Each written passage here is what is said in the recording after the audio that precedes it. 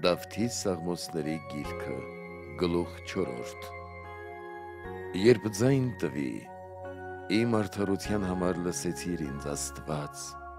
նեղության մեջ ինձ անդորժ տվիր, ողորմիր ինձ և ականջ դիր իմ աղոթքին, մարդկանց որդիներ,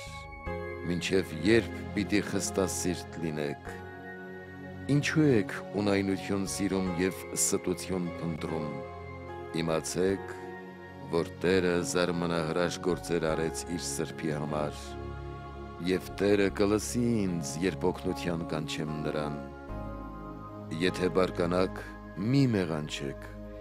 ձեր անկողնու մեջ ինչ էլ որ ասեք ձեր սրտում զղջացեք, արդարության զոհեր մատուցեք և Տիրոջ վրա հույս դրեք, շատերն ասացին, ով ցույց կտա մեզ Տիրոջ բարությունը, քո երեսի լույսը ծագեց մեր վրա, և ուրախություն տվիր մեր սրտերին, ցորենի, գինու, ձեթի բարիքով հագեցրիր նրանց, այսուհետև մենք խաղաղությամբ կննջենք ու կարթնանանք, քանզի դու միայն Տեր ապահովության մեջ բնակեցրիր մեզ։